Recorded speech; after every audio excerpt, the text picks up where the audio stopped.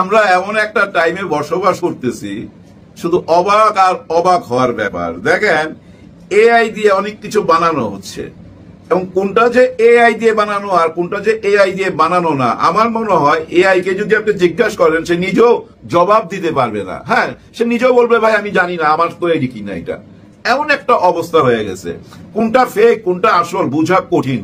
কিছুদিন আগের কথা মনে আছে, এক ভদ্রলোক তার বউ থেকে কিডনি নিছিল, তারপর কিডনি নিয়ে প্রাণ ফিরা পায়া বউরা আবার তালাক দিয়ে দিছে। এতে সমাজে একটা ছি ছি উঠা গেল, ধিক্কার দিল ওই ভদ্রলোককে যে মিয়া আপনি কি মানুষ, বউর কাছ থেকে কিডনিটা নিয়ে আপনি বউরে ছাইরা দিলেন, আবার একটা বিয়া কইরা নিলেন। এটা চারিদিকে ছড়ায়া গেল। কিন্তু কিছুদিন পর আমরা কি জানতে পারলাম যে আসলে ওই বউটা কিডনি দেওয়ার আগে ওই ভদ্রলোকের বাড়ি গাড়ি যা কিছু আছে সেটা লেখা নিছে। এবং ওই ভদ্র মহিলা কি করে, তার একটা ভাড়াটিয়া আছে, ভাড়াটিয়া মানে একটা ইয়াং ছেলে, ওই ইয়াং ছেলে রুমে যায় শুয়ে থাকে।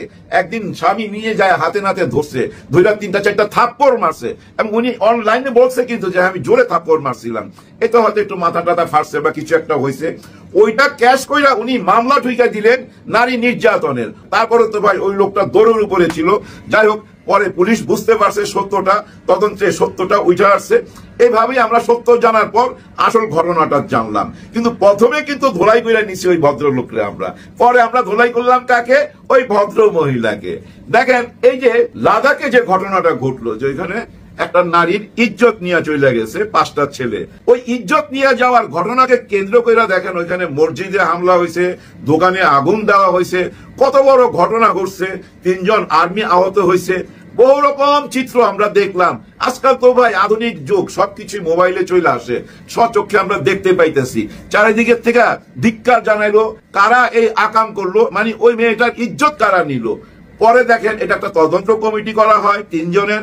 আর তদন্ত কমিটির প্রথম যিনি মেইন, উনি কিন্তু একজন চাকমা লেডি ডাক্তার।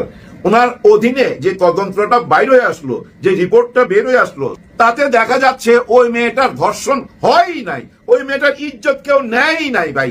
একবার না, 2 বার না, 10 বার, 10টা পরীক্ষার পর জানা গেছে ওই মেয়ের ইজ্জতে কেউ হাত দেয় নাই। চিন্তা করেন, অথচ কত বড় ঘটনা ঘটে গেছে লাদাখে। এটা কেন ঘটছে, কেন ঘটাইতেছে, কারা ঘটাইতেছে, এগুলো আমরা বুঝি না, বুঝার কারণ নাই, আপনারাও বুঝেন। আর এই ধরনের ঘটনা এখানেই থাইমা থাকবে এমন না, কিন্তু আরো ঘটবে। কিন্তু এই পূজাতে পুলিশ প্রশাসন খুবই সাবধান ছিল বইলা ভাই কোনো ঘটনা ঘটে নাই। রাজনীতিবিদরাও ভাই নিজেরাও গেছে, এবং রাজনৈতিক দলরাও ভাই পাহারা দিছে, তাদের কর্মীরাও পাহারা দিছে। সবকিছু মিলায়া পূজাটা সুন্দরভাবে শেষ হয়েছে। কিন্তু আগামী দিনগুলা কি সুন্দর যাবে? না, আগামী দিনগুলা সুন্দর যাবে না। হয়তো বলতে পারেন ভাই কেন সুন্দর যাবে না, আগামীতে তো নির্বাচন আসতেছে, চারিদিকে তো নির্বাচনের জোয়ার বইতেছে। কিন্তু প্রশ্ন হলো ভাই, এই নির্বাচনের পরে নির্বাচন কি মাইনা নিবে? না, যারা হারবে তারা মানবে না, যারা জিতবে তারা মানবে। আপনি লেখা রাখেন, এগুলার সিমটম পাওয়া যাচ্ছে। এখনই রাজনীতিবিদরা বলতেছে যে সবকিছু প্রশাসনের সর্ব অ্যাঙ্গেলে জামাতের এবং ছাত্র শিবিরের লোকজন বৈশা আছে।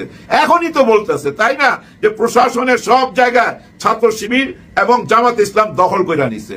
তার মানে কি, এখন যদি একটা নির্বাচন হয় আর জামাত যদি কোনো ভালো ফলাফল করে, তাহলে কি বলবে যে আমরা বলছি না, আগেই তো আমরা বলছি যে প্রশাসন ঠিক নাই, সব তাদের পক্ষের লোক। এখন আপনি কি করবেন? তার মানে কি, নির্বাচন দেওয়ার আগে তো প্রশাসন ঠিক করতে হবে। তার মানে কি, জামাতের লোকজন যে প্রশাসন দখল করে নিছে, তাদেরকে না সরাইয়া আপনি নির্বাচন দিবেন কিভাবে? এখন তাদেরকে যে সরাইবেন, কাকে বসাইবেন? এখন প্রশাসন থেকে এই যে জামাতের সবাইকে সরাই দিয়া নতুন মানুষ কই থেকে আনবেন? কই থেকে পাবো নতুন মানুষ? যাকেই দিবেন সে তার নিরপেক্ষ না ভাই। মানুষ নিরপেক্ষ হয় না, এটা বেগম খালেদা জিয়া বলে দিছে যে পাগলও নিরপেক্ষ হয় না, একমাত্র শিশু ছাড়া নিরপেক্ষ হয় না। মানুষ নিরপেক্ষ হইতে পারে না ভাই। ভিতর থেকে একটা চয়েস থাকে যে আমি এরে পছন্দ করি, এরে পছন্দ করি না, এরকম থাকে ভাই। মানুষ নিরপেক্ষ হইতে পারে না। এখন এই নিরপেক্ষ মানুষ কই পাবেন? কই থেকে আইনা এই নির্বাচন করাইবেন? নির্বাচনের আগে তো সেট আপটা করতে হবে, নাহলে তো ওনারা মাইনা নেবেন। আগেই বলতেছে, এই যে ফজলুর রহমান সাহেব গতকালকে থেকে আজ পর্যন্ত বহু চ্যানেলে উনি ইন্টারভিউ দিয়ে ফেলাইছে, ওনার বোধ আবার মাথা গরম হয়ে গেছে। আমার মনে হয় কয়েকদিন ঠান্ডা দেখছিলাম, 4-5 দিন আগেও বলছে জামাত ইসলাম একটা শিক্ষিত দল, ওদের রাজনীতি আমার ভালো লাগে, ওদের মধ্যে অনেক গুণী লোক আছে। আবার শুরু করছে যে না, যে জামাত ইসলাম একটি কালো দল, ছাত্র শিবির কালো দল। ওরা ডক্টর ইউনূসের সাথে ষড়যন্ত্র কইরা এমন একটা ডাইস তৈরি করছে যে ডাইসের ভিতর দিয়ে গেলে নির্বাচন হইলে ওই জামাত ইসলামই পাস করবে, এই দেশের শাসন করবে জামাত ইসলাম। ওই ডাইসটা ভাঙতে হবে, ওই ডাইসের ভিতর দিয়ে নির্বাচন করা যাবে না। এটা হলো ফজলুর রহমান সাহেবের কথা। উনি আরো বলছে যে এই মুহূর্তে বাংলাদেশে স্বাধীনতার পক্ষের কোনো দল নাই। তখন যে সাক্ষাৎকার নিতেছিল উনি জিজ্ঞেস করলো কেন বিএনপি কি স্বাধীনতার পক্ষে না, ৭১-এর পক্ষে না? তখন উনি একটু থতমত খায়া যে না, তারা আছে, বিএনপিও আছে স্বাধীনতার পক্ষে, কিন্তু পুরাপুরি একদম 100% স্বাধীনতার পক্ষে কোনো দল নাই। আর 100% স্বাধীনতার পক্ষে দল না আসলে নির্বাচন সুষ্ঠু হবে না বা নির্বাচন হবে না, এরকম ইঙ্গিত দিছে। তখন ওনাকে ওই যে সাক্ষাৎকার যিনি নিচ্ছিলেন উনি জিজ্ঞাসা করলেন ওইটা কি আওয়ামী লীগের কথা বলছেন? তখন উনি ইনায়া বিনায়া আওয়ামী লীগকে বুঝেছেন স্বাধীনতার পক্ষের দল। এমনকি এরকম ইঙ্গিত ওইখানে দেওয়া হয়েছে যে তাহলে কি এই স্বাধীনতার পক্ষের দলের দায়িত্ব আপনি নিবেন? তখন উনি না, আমি কেন নিব, আমি বলতে চাচ্ছি স্বাধীনতার পক্ষের একটা দল নির্বাচনে আসতেই হবে। হ্যাঁ ফজলুল সাহেব, আপনি তো দায়িত্ব নিতে পারেন, ইনায়া বিনায়া এত কথা না বইলা আপনি আওয়ামী লীগের, হ্যাঁ গুড আওয়ামী লীগের দায়িত্বটা নেন না, ডিক্লার দেন যে ভাই আমি আওয়ামী লীগের যারা ভালো ভালো আছে, যাদের নামে কোনো বিচার নাই, যারা নিরপরাধ, তাদের নিয়ে আমি একটা দল বানাইতে চাই, আমি বীর মুক্তিযোদ্ধা ফজলুর রহমান, ডিক্লার দেন। তাইলে দেখবেন অনেকেই চলে আসবে আপনার দলে। হয়তো আপনি বলবেন যে না, তাদের কার্যক্রম তো নিষিদ্ধ, আমি এই কথা কিভাবে বলি? আমি বলবো আপনি সরাসরি আইনের আশ্রয় নেন যে আমি ভালো আওয়ামী লীগ, তাদের নিয়ে আমি আওয়ামী লীগ 2 নামে একটা দল করতে চাই। হ্যাঁ, আপনি আওয়ামী লীগ 2 দেন না, দিয়ে আপনি আইনের আশ্রয় নেন, দেখেন আপনি অনুমতি পাওয়া যেতে পারেন। আপনি নিজেও তো আইনি লোক, শক্ত লড়াই লড়বেন আওয়ামী লীগের জন্য, অসুবিধা কি? এই যে রেজভী সাহেব ক্লিয়ার কাট বলতেছে, কোনো রাগ ঢাক নাই ওনার ভিতরে, যে প্রশাসনের সব জায়গায় জামাতের লোক বসে গেছে, ক্লিয়ার কাট কথা। দেখেন, এটার জন্য আমি ওনাকে সাধুবাদ জানাই। ওনার মনের কথা মুখে চলে আসছে, পেটের কথা পেটে রাখে নাই, বইলা দিছে, এটা আমরা ক্লিয়ার হইলাম, তাই না? আসলে হয়েছে কি ভাই, ইনায়া বিনায়া সবাই একটা দিকে যাচ্ছে। সেটা কোন দিকে জানেন? যেটা শেখ হাসিনা চাইছে। শেখ হাসিনা বলছে না, এই জঙ্গি নেতা ইউনূসের অধীনে কোনো নির্বাচন হবে না, ইউনূস যদি নির্বাচন দেয় সেই নির্বাচন আমরা হইতে দেব না, এরকম কথা বলছে না? তার মানে কি আপনারা অন্য কারো অধীনে নির্বাচন চাইতেছেন? হ্যাঁ, বিএনপির এক নেতা বলছিল নির্বাচনের আগে আরো 2-1টা সরকার আসবে এবং যাবে, তাই তো প্রমাণ করতে চান আপনারা। ঠিক আছে, কাকে দিয়া নির্বাচন করাইবেন ক্লিয়ার কাট কথা বলেন, সাংবাদিকদের সামনে খুইলা বলেন না কেন, মনের কথা খুইলা বলেন। হ্যাঁ, জাতি জানতে চায় আসলে এই সরকারের অধীনে নির্বাচন করব না অন্য কোন সরকার আসবে। আসলে হয়েছে কি জানেন, কথা হচ্ছে রাবারের মতো, টাইনা লম্বা করতে হবে। ভাই ব্রাদার, ধরেন এই যে আমি কথা বলছি, এটা একটা টিভি চ্যানেল ধরে নেন, এখান থেকে ডেইলি 5 থেকে 6টা টক শো করতে হয়, রাজনীতিবিদদের ডেকে এনে আমি টক শো করি। এখন আমাকে তো এই 6টা 7টা বা 5টা 6টা অনুষ্ঠানের জন্য 5টা 6টা সাবজেক্ট বাইছা নিতে হবে। সেই সাবজেক্ট কি? সাবজেক্ট তো খুঁজে বাইর করতে হবে। যার জন্য উনি যে ওই যে আমেরিকাতে সাক্ষাৎকার দিচ্ছেন মেহেদী হাসান, একজন সাংবাদিক রে, ওই মেহেদী হাসান কিন্তু এখন পপুলার, হ্যাঁ অনেক পপুলার। কি সাক্ষাৎকার দিছে, সেই সাক্ষাৎকারের খন্ড খন্ড অংশ নিয়ে আমি 5-6টা অনুষ্ঠান চালাবো। প্রথম খন্ডতে দিব ইউনূস স্যার আওয়ামী লীগকে আনতে চায় নির্বাচনে। দ্বিতীয় অনুষ্ঠানে কি আনবো, যে না ইউনূস স্যার নির্বাচন দিবে কিন্তু আওয়ামী লীগ না, আওয়ামী লীগ যদি নির্বাচন করতে হয় তাকে ক্ষমা চাইতে হবে এবং বিচার কার্যকর শেষ হওয়ার পর যদি আইন বলে নির্বাচন হবে তাহলে নির্বাচন করতে দিব আমি। এইটা 3 নম্বর অনুষ্ঠান সাবজেক্ট বাইছা নিব, সেন্ট মার্টিনে আমেরিকান আর্মি ঢুকে গেছে। 4 নম্বর অনুষ্ঠানটা বাইছা নিব, খাগড়াছড়ি লাদাখে একটি নারী নির্যাতন হয়েছে। 5 নম্বর বাইসা নিব, লাদাখ আর চিটাগাং যাইতে হলে ভিসা লাগবে। এই যে ফজলুর রহমান সাহেব বলছে, বীর মুক্তিযোদ্ধা, লাদাখে যাইতে নাকি ভিসা লাগবে এখন, এরকম একটা কথাও বলছে। আর 6 নম্বরটা বাইসা নিব কি, এই যে আজকে এয়ারপোর্টের মধ্যে ধাক্কাধাক্কি হয়েছে সাংবাদিকদের সঙ্গে, এনসিবির ওরা কোনো খবর পরিবেশন করবে না, ওদেরকে নাকি ধাক্কা মারছে, অপমান করছে, এটা বাইসা নেবো। এইভাবে 5-6টা অনুষ্ঠান চালাইতে তো হবে আমাকে, প্রতিদিনই চালাইতে হবে, প্রতিদিনই আমাকে নিউজ তৈরি করতে হবে। তো ভাই ছোট্ট একটা কথাকে টাইনা রাবারের মতো লম্বা করতে হবে, নাইলে অনুষ্ঠান চালানো কি দিয়া, তাই না? এই কাজই চলতেছে এখন, বিশ্বাস করেন এই কাজই চলতেছে ভাই সারা বিশ্বে। তবে আমাদের দেশে একটু বেশি, তার চেয়েও বেশি ভারতে। ভারতের ব্যাপারে তো বলছে ওইটা গুজবের কারখানা। ইউনূস স্যার কিন্তু এটা ক্লিয়ারলি বলছে ওই যে মেহেদী হাসানের ইন্টারভিউতে, ওইটা নিয়ে কিন্তু খুব একটা বেশি কথাবার্তা না, ওইটা নিয়ে কথাবার্তা বলতেছে ওরা। আমরা গুজবের কারখানা কি করে হইলাম, আমরা কি শুধু ভুয়া নিউজ দেই? ওইটা কিন্তু ওদের গায়ে লাগছে, যার জন্য ওরা প্রতিবাদ করতেছে, নো আমরা ভুয়া নিউজ দেই না। এইটা চলতে থাকবে ভাই। কারণ কি জানেন, এখানে টিআরপির ব্যাপার আছে, ভিউ ব্যবসার ব্যাপার আছে। আচ্ছা ধরে নেন এই মুহূর্তে যদি ইউটিউব থেকে ঘোষণা দেওয়া হয় যে আমরা কাউকে কোনো টাকা পয়সা দেব না, কাল থেকে একদম স্টপ পেমেন্ট, কোনো পেমেন্ট করা হবে না। কয়জন থাকবে? কয়টা অনুষ্ঠান করবেন আপনি? ডেলি 5-6টা অনুষ্ঠান করবেন? করবেন না। আমি এই যে বক বক করতেছি, হয়তো দেখা গেল আমিও আসুন না। হ্যাঁ, কোনো পয়সা করি দিবে না, তাহলে চিল্লায় লাভ কি ভাই? মাথায় রাখেন, এটাই চরম সত্যি কথা। এখানে বুঝছেন টাকা পয়সা জড়িত তো ডলার জড়িত, এখানে টাকা পয়সা জড়িত ডলার জড়িত, এটা বুঝতে হবে। আর আপনি যত কথা বলতে পারবেন, কথাকে রাবারের মতো টাই না, যত লম্বা করতে পারবেন তত আপনার টাকা পাবেন। এই কারণেই বুঝছেন এগুলা হচ্ছে। আপনারা বিভ্রান্ত হবেন না। ডক্টর ইউনূস স্যারের কথাবার্তাগুলো খুব মনোযোগ দিয়ে শোনার চেষ্টা করবেন। উনি একই জায়গায় আছে, আগে যেখানে ছিল এখনো ওইখানেই আছে। এবং এই যে আমরা আম পাবলিক যারা আছি, আমরা ওই একই জায়গায় আছি। আমরা একটা নতুন বাংলাদেশ চাই, আর আমাদেরকে এই নতুন বাংলাদেশের স্বপ্ন দেখাইছিল ডক্টর ইউনূস স্যার। সাথে ছিল এই ছাত্র জনতা যারা জুলাইয়ের গণ অভ্যুত্থানের সাথে, তাদের স্বপ্নটা কি? একটা নতুন বাংলাদেশ। আসলে হয়েছে কি জানেন, একটা কথার অনেক রকম অর্থ বাইর করা যায়। যেমন দেখেন, একটু আগে দেখলাম আমাদের হুমায়ুন কবির সাহেব বিএনপির, উনি বলতেছেন বিএনপি নির্বাচন করবে এবং ওনাদের প্রধানমন্ত্রী তারেক রহমান। আচ্ছা ভাই ব্রাদার, আমার কি বারবার আপনার সামনে এসব বলার দরকার আছে যে আমার সংসারের কর্তা আমি, এই সংসার আমি চালাই, এই সংসারটা চলে আমার টাকায়? এটা যদি আমি বারবার বলি তাহলে আপনার মনে কি প্রশ্ন জাগবে না, জয় মিয়া সংসারের কর্তা আপনি, আপনি তো সংসার চালাইবেন? এটা বারবার বলার কারণ কি? তার মানে কি আপনি সংসার চালান না, নাকি কোনো বউর সাথে ঝামেলা আছে? নাহলে এই কথা আপনি বারবার বলেন কেন? এখন আপনারা যদি বলেন বিএনপির কর্তা হচ্ছে তারেক রহমান, তারেক রহমানই প্রধানমন্ত্রী, তার অধীনে নির্বাচন হবে, এই কথাটা আর বললেন না। এই কথাটা বললে মনে হয় আপনাদের ভিতরে কোনো ঘাপলা আছে, আপনাদের কোনো দ্বিতীয় চিন্তা আছে। হ্যাঁ, 2 নম্বর চিন্তা আছে, যেটা বাদ দিয়ে হয়তো এখন তারেক রহমানে আসছেন, যার জন্য এত জোর দিয়ে বলতেছেন। কিন্তু আমরা প্রথম থেকে এই পর্যন্ত যেটা জানি, তারেক রহমানই তো প্রধানমন্ত্রী হবে বিএনপি ক্ষমতায় আসলে, তাই না ভাই? এটা বারবার বলার দরকার নাই। আর বারবার ওই কথাটাও আর বলবেন না যে ওই যে আসিতেছে আসিতেছে তারেক রহমান আসিতেছে, এটাও বলার দরকার নাই। উনি যেদিন আসবে ওই দিন উনি ঘোষণা দিবে। আপনাদের কারো মুখে এই ঘোষণা শুনতে চাই না। আপনাদের ঘোষণা যে একটা ভুয়া ঘোষণা, এটা তো ভাই প্রমাণ হয়েছে বারবার। যার জন্য আমি বলতেছি তারেক রহমান সাহেব আপনি নিজেই বলবেন কবে আসবেন, সেটাই আমরা বিশ্বাস করব, অন্য কারো কথা আমরা বিশ্বাস করব না। আর সরকার যেহেতু নির্বাচন ঘোষণা দিয়ে দিছে, সেটাই আমরা বিশ্বাস করতে চাই। এই যে বিভ্রান্ত ছড়াইতেছে বিভিন্ন কথাবার্তা দিয়া যে প্রশাসনে সব জামাত শিবির বৈশা গেছে, এরা দখল করে নিছে, এরা একটা কালো হাত, এগুলো বলার পিছনে কারণ কি জানেন?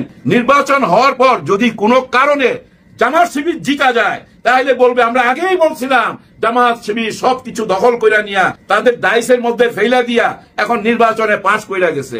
এটা মাথায় রাখেন। আর মাথার ভিতরে ভাই ওই যে নেগেটিভ কোনো কিছু ঢুকায়েন না। নেগেটিভ কোনো কিছু ঢুকলে জানেন ওটা চেহারার মধ্যে এফেক্ট করে, শরীরে এফেক্ট করে, শরীর খারাপ হয়ে যায়, মন খারাপ হয়ে যায়। অলওয়েজ পজিটিভের মধ্যে থাকেন, পজিটিভ চিন্তা ভাবনায় থাকেন। জুলাই গণ অভ্যুত্থান ব্যর্থ হইতে পারে না, কেউ ব্যর্থ করতেও পারবে না ভাই। আপনারা দেখতে পাবেন সবকিছু দৃশ্যমান হবে নির্বাচনের আগেই। দেখেন এই অক্টোবর মাসেই আপনারা বিচার দৃশ্যমান দেখতে পাবেন। সেটা শেখ হাসিনা না হইলো অন্য কারো বিচারের রায় চলে আসবে ভাই, দেখতে পাবেন চোখের সামনে। ঠিক তেমনি ভাবে যে কথাগুলা ইউনূস স্যার দিছিল, সেই কথাগুলা পূরণ হওয়ার পরই নির্বাচন চলে আসবে। নির্বাচনের এখনো 5-6 মাস দেরি আছে, অনেক লম্বা টাইম ভাই, অনেক লম্বা টাইম। হতাশ হওয়ার কিছু নাই, উপরওয়ালা নিশ্চয়ই আমাদেরকে সঠিক পথে নিবে। খাগড়াছড়ি আমাদের পার্বত্য এলাকা, গত কয়েকদিন ধরে তাদের ব্যাপক উত্তেজনা, এক্ষুনি বিপ্লব করে এলাইতেছে এমন একটা অবস্থা। ইন্ডিয়ানরা আরেকটা এই ফ্রন্টে তাদের চাপ সৃষ্টি করেছে। আবার ঠিক 1 বছর আগে একই চাপ সৃষ্টি করেছিল। সেই ঘটনাটার নাম হলো 19শে সেপ্টেম্বরের কাহিনী। এইবার তারা 19শে সেপ্টেম্বরের বার্ষিকী বানানোর জন্য এটা করছিল, কিন্তু সেটা গোপনে। কাকে দিয়ে? তাদের এখন 1 নম্বর এজেন্ট হলো ইপিডিএফ। আমি গতকালকে বলেছি এটা নিয়ে যথেষ্ট অধিকার যাচ্ছি না। আজকের রিপোর্ট শোনেন, এখন এটা ইন্টারেস্টিং। আজকের বেশিরভাগ পত্রিকার হেডলাইন হলো খাগড়াছড়িতে অবরোধ প্রত্যাহার, কিশোরীকে ধর্ষণের আলামত নাই। কোন কিশোরী বুঝছেন নিশ্চয়ই? এক মারমা কিশোরী, সে ধর্ষিত হয়েছে এই অভিযোগে। ধর্ষিত হওয়ার পরে তাকে পাওয়া গেছে একটা কৃষি জমিতে, কাদা মাটি মেখে থাকা জমিতে। সেখান থেকে উঠিয়ে তাকে হসপিটালে নিয়ে যাওয়া হয়, খাগড়াছড়ির উপজেলা হসপিটালে। এইবার এইটাকে উছিলা করে তাড়াতাড়ি 19শে সেপ্টেম্বরের বার্ষিকী পালনের জন্য ইউপিডিএফ এই ইন্ডিয়ান দালালটা একটা সাক্ষাৎ খাস দালালটা সশস্ত্র দালালটা গুন্ডাটা তারা মাঠে নেমে ফেলেছে। অবস্থা এমনই যে সন্তুর রহমান দলের থেকে দূরে সরতে আসছে, ওই ভাই আমি নাই এদের সাথে প্রস্তাব করতেছে, ওরা আপোষ করে নেয় না কেন? এমনকি ইউপিডিএফ এর আরেকটা ভগ্নাংশ তৈরি হয়েছে গণতান্ত্রিক ইউপিডিএফ, তারাও ওদের সাথে নেই। মানে যারা স্পেসিফিক ইন্ডিয়ান, এবং আমি গতদিন বলেছিল তারা কেউ মেইন নেতাগুলো কেউ রাত্রে বাংলাদেশে থাকে না।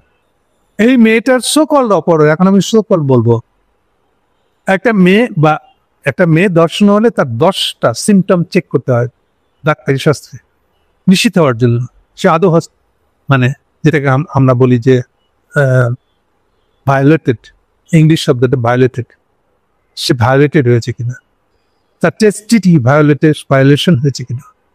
এই 10টা পরীক্ষায় একটা তো ভায়োলেশনের কোনো আলামত তারা পায় নাই। আমি নিজে চোখে ডাক্তারের দেওয়ার সে রিপোর্টটা দেখেছি, এটা বলে দিই ফাঁকে, মজা লাগবে আপনাদের শুনে। খাগড়াছড়ি হসপিটালে 3 জন ডাক্তার এই তদন্তটা করছে। তাদের হেড যে, তিনি একজন ডাক্তার চাকমা, সম্ভবত জয়া চাকমা নাম, তাদের দেওয়া রিপোর্ট হলো এটা। এবং কনক্লুশন শেষে 2টা বাক্যে লেখা আছে যে তারা এই মেয়েটা ভায়োলেটেড হয়েছে এরকম কোন চিহ্ন তারা খুঁজে পায় নাই। এটা নিয়ে এইবার এখন আমাদের বিপ্লবী ইউপিডিএফ বাইরে কি বলবে সেটাও শুরু হয়ে গেছে। কেউ বলতেছে এত তাড়াতাড়ি ইয়ে হয়ে গেল, কেমন করে রিপোর্ট দিল, নিশ্চয়ই এটা বুয়া। আরেকজন বলতেছে 5 দিন 6 দিন পরে রিপোর্ট দেন, এটা তো পাল্টাইছেন আপনারা। দেখেন কন্ট্রাডিক্টরি কথা। একদল কইতেছে এত তাড়াতাড়ি রিপোর্ট দিলেন কেমনে, আরেকদল কইতেছে 6 দিন 5 দিন লাগাইলেন কেন। তা আসল ঘটনাটা কি? অনেকে ছেপে দিচ্ছে রিপোর্টটা, যদিও ছাপাটা ঠিক না, কারণ ওখানে মেয়েটার নাম লেখা আছে। আর এটা সেন্সিটিভ রিপোর্ট, পার্সোনাল রিপোর্ট, এগুলো নিয়ে মেয়েটার সমাজে নাজেহাল হতে পারে, তার জীবন দুর্বিষহ হতে পারে। এমনিতেই মেয়েটার কপাল মন্দ যে তার বাবা মায়েরা তাকে অ্যালাউ করছে এই ধরনের একটা নষ্টামি রাজনৈতিক ইন্ডিয়ান স্বার্থের ব্যাপারে নিজের মেয়েকে বলে দিয়ে দিচ্ছে। তো তারা কেন এটার সাথে মিশাতে গেছে তারা? আর এই ঘটনা কি করে জাস্টিফাই করবে? এক গহীন মফস্বল, রাতে 9টার সময় টিউশনি করে বাসায় ফিরতেছেন, এটা গল্প? ওরে বাইরে ঢাকা শহরে তো একটা 8-এর মেয়ে, পড়া মেয়ে রাত্রি 9টা টিউশন করে বাসায় ফিরে, এটা চিন্তা করে দেখেন আপনারা। এই মেয়েটার যে মেডিকেল পরীক্ষা সেটা করেছে ডাক্তার জয়া চাকমা, আর তার সাথে ছিলেন ডাক্তার মীর মোশাররফ হোসেন এবং ডাক্তার নাহিদ আক্তার। এনিওয়ে, এখন আর এইটা ফেলে দেওয়ার মতন কোনো অবস্থা নাই, কিন্তু তাইলে এই কথা বললো কেন? আসলে যেটা হয়েছে, ওই রিপোর্টের নিচে আপনারা যদি পান, দেখতে পান, দেখবেন তারিখ লেখা আছে। মেয়েটা ভর্তি হয়েছে 23 তারিখে, 24 তারিখে রেজাল্টটা দেওয়া হয়েছে, নিচে ডেট লেখাতে 24। আর এই গ্যাঞ্জাম শেষ করতে তারা 29 তারিখ পর্যন্ত গ্যাঞ্জামটা করছে। আচ্ছা, গন্ধটা এখন খুব পরিষ্কার। ফলে একদিনের মধ্যে রিপোর্টটা দিছে, একদিনের মধ্যেই তুমি মেডিকেল রিপোর্ট পাওয়া যায়। আর যারা বলতেছে 5 দিন লাগাইছে, না 5 দিনও লাগাই নাই, আবার যারা বলতেছে খুব তাড়াতাড়ি লাগাইছে, না এটাও সত্যি না। সমস্যাটা হচ্ছে তারা এখন বলবে কি, বলতি বন্ধ, মুখে তালা, কারণ পুরো জিনিসটাই তো ভুয়া। তারা একটা দর্শনের নাটক সাজায় ইন্ডিয়ানদের এই হাঙ্গামাটা করতে চাইছিল গত বছরের মতনই আর একটা হাঙ্গামা, কিন্তু সেটা যখন ধরা পড়ে গেছে তখন তো পিছু হাঁটা ছাড়া উপায় নেই। সবচেয়ে যেটা বড় কথা, আপনারা দেখেছেন অলরেডি তারা এই অবরোধ তুলছে আরেকটা কারণে। আমি গতদিনে বলেছি, আজকে আবার মনে করে দিই, আমরা সমতলের বাসিন্দারা 18 কোটি যদি হয়, পুরা 3 জেলা মিলে তারা পাহাড়িরা 18 লাখও না। তাহলে আমরা তাদের জন্য বাজার না, তারা আমাদের জন্য বাজার। এই 18 লাখ আমাদের জন্য কোনো বাজারই না। 18 লাখ আমাদের একটা বড় উপজেলার জনসংখ্যা, ফলে এটা আমাদের জন্য কোনো বড় বাজার না। উপজেলার সংখ্যা 460টা মিনিমাম, ফলে বুঝতে পারতেছেন। ফলে যান চলাচল বন্ধ, রাস্তা বন্ধ, খুব বিরক্ত দেখানো। এতে পিছিয়ে পড়া এই পাহাড়িরা, কথা বুঝেন, এই যে মেয়েগুলা খেলতে এসছে, ওদের দিকে একটু তাকায় দেখেন কি ধরনের গরিব ওরা। তো ওরা আজীবন গরিব থাকবে এই শয়তান ইন্ডিয়ান দালালগুলোর জন্য, নাকি তাদের জন্য এত বড় একটা বাজার দাঁড়িয়ে আছে, ওয়েট করতেছে সহযোগিতার জন্য, সমতলী মানুষদের মার্কেটটাকে ধরার জন্য? আপনারা খেয়াল করে দেখেন, আমরা তো আমাদের সমতল ভূমিটা সারা কীটনাশক দিয়ে নষ্ট করে আলেছি। যারা পিছনে আছে তাদের জন্য ভালো এটা, পাহাড়ি মাটিটাতে এখনো সেই পরিমাণ সার কীটনাশক ইউজ করা হয় না, প্লাস ওদের মাটিতে আয়রন বেশি, ওটা লাল মাটি, ফলে ওর কিছু গুণাগুণ আছে, বাড়তি সুবিধা আছে। এই জন্য দেখেন কি কি জিনিস আসতেছে ওদের এখান থেকে। সবচেয়ে বেশি আসতেছে কলা, যেটা আমাদের কিন্তু কলা একেবারে ওষুধ দিয়ে শেষ করে ফেলাইছি। পাহাড়ি কলা সেখানে সবচেয়ে বেশি চলে। সুনির্দিষ্ট কিছু দোকান পাবেন যারা পাহাড়ি কলা, পাহাড়ি ফসল, পাহাড়ি মুরগি, ন্যাচারাল মুরগি, এমনি ন্যাচারাল মুরগি প্লাস পাহাড়ি মুরগি, ওই যে খুব ঝুটিয়ালো সব তলা, প্রকৃতির সাথে লড়তে পারে এমন ধরনের মুরগি আছে। এই জন্য পাহাড়ি মুরগির কদর বেশি। তাহলে কি খেয়াল করছেন যে ওদের যে পোটেনশিয়ালিটিটা আছে, আমাদের মতন বাজার দখল করার জন্য হিউজ একটা বাজার, কিন্তু এই দুটোর যেটা সুন্দর ম্যাচ মেকিং করে দিবেন আপনি। এরই বিরুদ্ধে বাধা হলো এই সকল ইন্ডিয়ান দালালগুলা, প্রত্যেকটা যারা যারা ইন্দিরা গান্ধীর পাল্লায় পরে বাংলাদেশ ছেড়ে গেছিল জিয়াউর রহমানের আমলে। জিয়াউর রহমান এই সন্তু লানমার এবং তার ভাইকে জেলখানা থেকে ছেড়ে দিয়েছিল। কথা ছিল যে তারা বাংলাদেশের সাথে নিগোশিয়েট করবে। জিয়াউর রহমান পরিষ্কার করে বলেছিল যে শেখ মুজিবের সাথে আপনাদের কি হয়েছে, এটার জন্য তো আমাকে দায়ী করে লাভ নেই আপনাদের, আমি তো ওই সময় ক্ষমতায় ছিলাম না, এর ক্ষমতাও ছিলাম না আপনি, ফলে ক্ষমতার বিষয়াদি আমি বুঝি নাই তো। আর সেই সময় ঘটনা ছিল খুবই সিম্পল, কেবলমাত্র বাঁধটা দেওয়ার কারণে, কাপ্তাই বাঁধ দেওয়ার কারণে রাজবাড়ি সহ আশপাশের এলাকাটা ডুবে গেছে, বহু মানুষ জমি হারিয়েছে। এতটুকুর মধ্যে সীমাবদ্ধ ছিল, কিন্তু সন্তুল আমাদের পাল্লায় পড়ে, ইন্দিরা গান্ধীর পাল্লায় পড়ে এখন কি হলো? এই যে ওদের ভূমির প্রবলেম, ভূমি নিয়ে গেছে বন্ধেরা, এটা কবে থেকে? যখন কাপ্তাই হ্রদে ডুবে যায় তাদের ভূমি, তখন জমি নিয়ে কোনো সমস্যা ছিল? তাহলে এই সকল এই পাহাড়ি সন্তু লানমারা, এই ইপিডিএফরা, তারাই কি নিয়ে আসে না তাদের মুভমেন্টের ফসল কিনা, যে তাদের এখন জমি জমা নেই, জমি জমা নিয়ে বিতর্ক রয়ে গেছে, বিতর্ক তৈরি হয়ে গেছে। এটা কেন হয়েছে? যে সমস্যাটা ছিল না সেই সমস্যা বেড়ে গেছে। আর কাপ্তাইয়ের কারণে যাদের জমি ডুবে গেছে তারা ইন্ডিয়াতে অলরেডি সেটেল হয়ে গেছে। খবর নেন আপনি?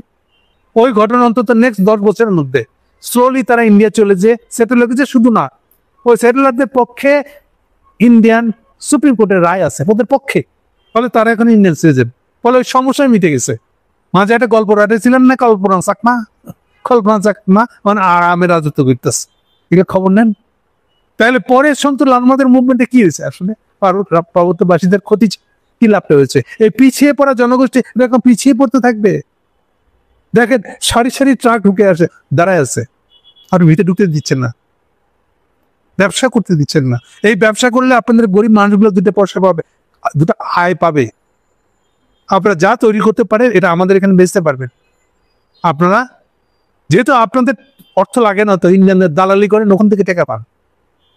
টাকা আয় করতে হলে বুঝতে পারতেন কত কষ্ট।